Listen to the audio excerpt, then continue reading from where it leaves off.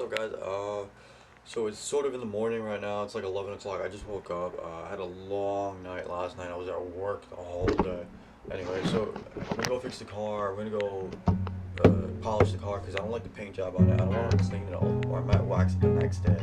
But either way, I should probably get it all done in one day. So what I'm gonna be doing today is showing you how to do that. It's pretty simple. You don't have to do anything. It's really fast. It's really easy. You can spend a couple hours on it. You just need the right tools.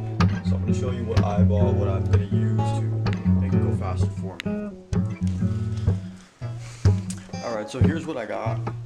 I got this bottle of warm water and some dish soap. So I'm using a degreaser because it gets rid of like all of the grease while you're using a dish soap. And these things are filled with grease to make sure it lubricates and the parts per million are actually activated and are used properly to create an abrasive like a toothpaste. So that's why you usually add water to your toothpaste so that it works on your teeth. This rubbing compound's a heavy duty one. It's really tough. I think it's equivalent to like 5,000 grit. So I got the rubbing compound here. I got the polishing compound, light to medium cleaner by Turtle Wax, and I have the small scratch and swirl remover. So I might be using the wax on this video because I'll have time for it.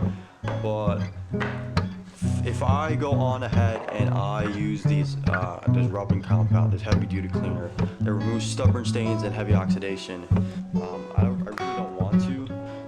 You sort of have to mix it up. You have to use a spoon or whatever to mix it up, or a mixing stick, and you have to make sure it works like that. But the whole point of using these things, from heavy duty to medium to light to a scratch and swirl remover to a little color and clarity restorer, is to make sure that the car stays fresh and clean all the time. So ideally you kind of want to always be using the color and clarity restorer and the small scratch and swirl remover, but for this vehicle I'm pretty sure that I'm going to be using the heavy duty oxidation cleaner because the rubbing compound, because it hasn't been waxed for like 137 million miles.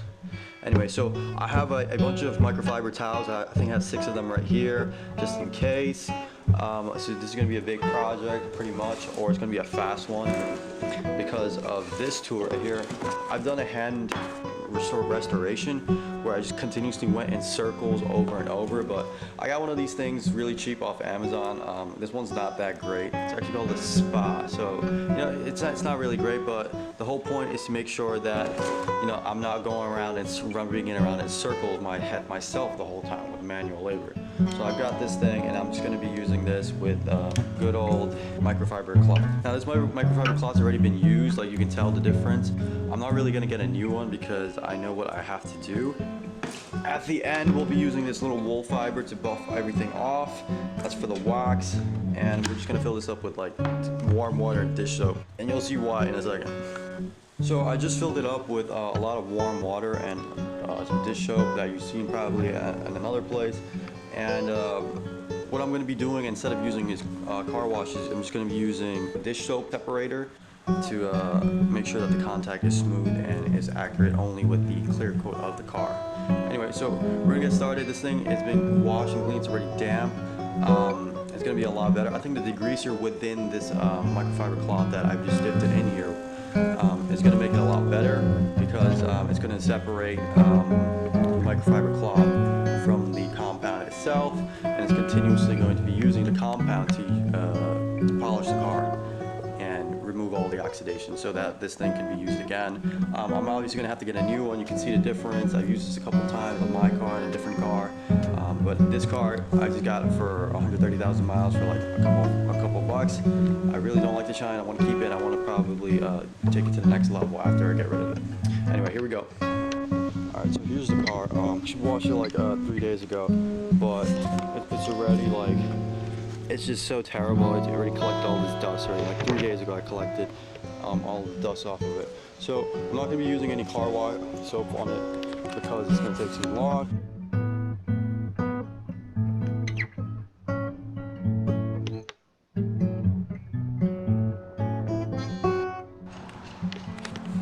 So the sun's out, everything looks bright. actually looks really good outside. It's actually a really nice day. It's like October, but yesterday it was like 135 negative. It's actually pretty bad, but the interesting part about it is that you gotta make sure that you don't take too long. You've obviously got to do other things, don't you? Okay, here we go. Alright, so I'm not going to be using any of those car wash soaps because it's like wax and wax protectant on it. It makes the wax shine. It's not really for luster. The luster is for a metal. So I'm not using any of the car wax soaps because I'm going to have to degrease the entire car anyway.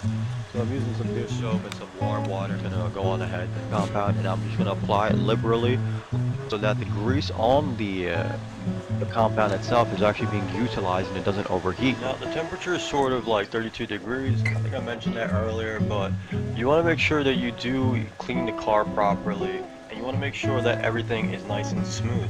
Now I clay barred the car a couple of days ago, and there's already dust collecting on it, which is what I'm hoping for with a new wax. I'm going to repel as much things as possible, even air, even dirt.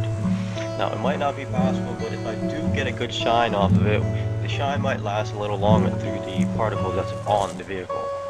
Alright, so that was the first pass on it. It's not, so that's what it looks like. I just got the first pass through it. It looks pretty good. So you don't want to use too much of the polishing compound, otherwise it's going to be pretty bad. So I'm just wiping it down with the cloth that's filled with the degreaser that you use on your dishes when you're cooking and stuff like that, because that's going to get rid of all of the oils and it's going to help. And it's already looking a lot better. Look, check it out. It's just so smooth right now. Just a lot better. So this part, so right here you can actually see the difference. Let's just focus, you can see the difference. There's this line right here. We're just completely different. Anyway, so we're gonna keep on going. Now, the microfiber cloth has to be saturated with soapy water. Now, my whole idea is to make sure that the grease goes on ahead and actually works. So my whole idea, while I'm applying pressure to the vehicle, is to make sure that the soapy water within the microfiber cloth, the soapy water can go on ahead and repel all of the grease. So now to create a better reaction of chemicals, it's going to force the grease and whatever particles suspended within the grease. So out and about, away from like cloth and also clear coat. With this, you'll be repelling the compound's grease onto the vehicle. It's going to give you a good contact. And now the contact is going to be even stronger. It's going to be more chemical. It's going to be, and the reaction is going to be fantastic, especially when you drive it down the street. Now the whole point is to make sure that everything is shiny, even with dust on it, and that's the whole point why we're going on ahead and using rubbing compound, right? Anyway, so here we are really quickly. We've got the entire thing ready. The microfiber cloth's already dipped in warm soapy water. Now, if you clay bar the car, you're going to get absolutely every little piece of sediment off of the car. For some reason, the whole friction and grab the clay bar itself, it just makes the process a lot easier. You'll know when the clay bar is working. The clay bar is actually running smooth. Anyway, so we gave it a couple sprays of soapy water, and we're applying a nice balance so that it can be distributed on the clear coat itself to give this car a nice polish. Now, you want to know that the parts per million work, and that's the whole point of rubbing compound. So rubbing compound has this sort of thicker grit, and it's being applied with a better lubricant. Now, all these lubricants are, greases, so you can actually use dish soap to make it a little bit easier. So it's pretty good. I'm going on ahead and doing this same pattern, up and down, left and right, around the door handle, and we're gonna make this nice and shiny. So I'm using dish soap in particular. The rubbing compound was designed to use in a certain temperature, so there's like 379. And I'm using dish soap because right now it's like, who knows, 35, 32 degrees outside, but I still wanted to polish my car because it's like October. So use a couple sprays, degreaser, and it's going to make the lubricant a little bit easier to work with, and you're going to spread around, all being applied with a better lubricant. Now, all these lubricants are greases, so you can actually use dish soap to make it a little bit easier. So I'm using dish soap in particular because the rubbing compound was designed to use in a certain temperature, so there's, and I'm using dish soap because right now it's like, who knows, 35, 32 degrees outside, but I still wanted to polish my car because it's like October. So use a couple sprays, degreaser, and it's going to make the lubricant a little bit easier to work with, and you're going to spread around all the rubbing compound all over the place, and it's going to get a nice shine. Now this is the only way to go on ahead and combat cold weather, because cold weather is just going to freeze the lubricants up, and you're just going to have, you know, ice shards of what have you, parts per million. I'm kidding. But you just want to make sure that you use, you know, a good lubricant to make sure that the car and your work isn't wasted. I moved on to the next side of the car because, you know, I've obviously completed the side, but I was very hesitant to go on ahead and do this because this car has 136,000 miles. It's a hybrid. It still runs with the hybrid mileage, so I get like 28, 29 miles per gallon accurately every time. Although the estimated miles per gallon within the laboratory is, you guessed it, 39, 40 miles. Alright, so I'm not going to be using any car wash soap because those car wash soaps have protectant over the wax and the clear coat themselves. They're specially designed for that to make your vehicle shine. Now I'm going to be using the greasy soap with warm water and like 2 drops of dish soap to degrease the entire car and use a microfiber electrostatic electricity, whatever it does. God knows how the hell they made it, but they did. But I'm going to degrease the car and clean the surface. So the whole point and the goal is to make sure that the microfiber cloth is nice and saturated with soapy water in this cold weather because it's October. So over there you quickly saw me applying some rubbing compound to the vehicle itself and on the pad. Now we want to remind ourselves that the temperature is about 30 degrees or less, and use greasy soap as an additional lubricant grease that's already within the rubbing compound. Now this is the only way to combat cold weather and the proper temperature requirements that are labeled on the rubbing compound itself, and that's the only way. I don't want to do anything right now, but I sort of have to put everything onto the car. So right here I'm putting on some and giving it a better point of contact and better amount of lubrication and friction to get a better shine. Anyway, so keep on watching. I'll give you some more tips as we're going on. I'm obviously going to get into what else I know about the vehicle. The vehicle is fantastic. It's a 2015 hybrid, but I obviously don't have a new, so I can't really tell you about the new. So anyway, check this out. Get the shine. Okay, so there's not much to say about the vehicle and what the vehicle can do, but here's what we can say about it. There's actually many things that are wrong with the vehicle. So this particular door, it's not all that great. It's car's been in an accident. It has like 160,000 miles, and the shine is okay, but the paint job underneath is not that great. So it's one of those vehicles where you sort of, you know, the doors are kind of discolored a little bit. It still has a terrible shine to it. Now, I was hoping that my whole project would go on ahead and fix it, but I used a closer inspection while taking the video, and even before taking the video, that the paint job beneath the clear coat is actually terrible. Now, if you actually see what I'm pointing to right here is the microfiber cloth that I'm going to show you how to reuse. Now, the whole microfiber cloth is completely saturated in all the abrasives, and the microfiber itself has been has been damaged so much that the thing is now flat. It's no longer able to electrostatize particles or what have you. The whole property of it is ruined. Now, I'm going to remove it from the auto polisher, and we're going to dip it back in soapy water and repel all the grease off of the microfiber cloth itself. It's going to come off really easy. We're also going to scrub it a little bit inside of the water. Release all of the parts from it, all the little particles from there to gives it polishing properties within the water. And we're going to put it back onto the auto polisher. We don't really need to get a new polishing pad. We are very poor, so we're going to take advantage of being poor, and we're going to use this auto polisher and dip it back in the soapy water.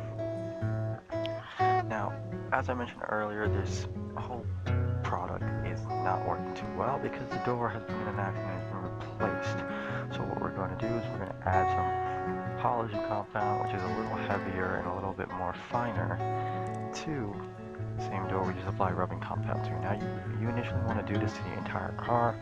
Rubbing compound, polishing compound, swirl compound, you know, and finishing compound. Do this to the entire car, so the whole project takes 3 or 4 days, but we're not going to be able to do that because, well, I don't have the car anymore. I don't like it anymore, unfortunately.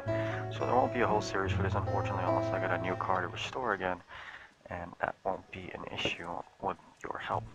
So why don't you give me a comment, like, subscribe, get this to go around all over the place. And we're gonna get this launched off so we have more things to do.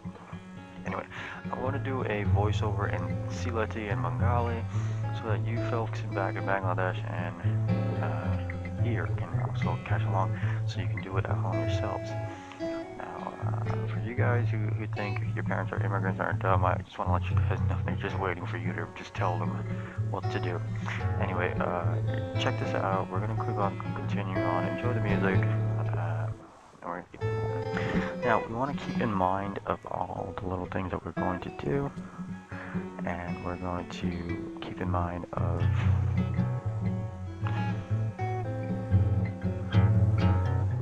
I want to keep in mind of the aerodynamics of the car itself. Now, the whole aerodynamics of the car is interesting because the aerodynamics makes everything a lot better. Now, I'm voice recording this overnight so my parents will get really mad. I'm kidding, I don't live there. Anyway, it's 2:50 in the morning. I'm trying to do this as quiet as possible and get this out, but you want to make sure you follow the aerodynamics of the car and see what difference it makes. Now, since the aerodynamics is completely based off the outside of the car, which we'll do in the front of the car even better, you want to make sure that you're complementing it and making it better while fixing and restoring the vehicle shine. If you have little ifs and divots of dents and like irregular patterns on the car's aerodynamics, it's not going to be too great. And that's what I'm going to tell you, that you need to make sure that you think about these things later. Now, you can do this whole process up and down, left and right, as if you're going ahead and taking every single angle to make it clean and even surface throughout the entire thing. But I'm just going to go on ahead and manipulate the entire car because I've been driving the car for so long, so I know the car's aerodynamics. Now, the car has 136,000 miles. I'm going to take advantage of how many miles I put on, 6,000, and we're going to see what happens once I start driving the car. Alright, literally cleaning the compound with soapy water because, like we discussed before, it removes all the grease and you can actually pigments with the microfiber properties. Now, the microfiber is going to pick it up, and electrostatic lines or whatever it does magically picks it up. I'll show you guys how it picks it up. Either way, we're going to clean up the immediate shine. Now, I haven't used any of the polishing compound with the medium to light or the swirl compound, which will get rid of swirls immediately, but you can immediately see and really see how much of a difference that really made. Now, once I put on the polishing compound, it's going to look 10 times better. So right here you can see that I've done that. I've gone ahead and we're going to make sure that it actually works. But we're going to give you an after photo right now. Clean off with some greasy soap.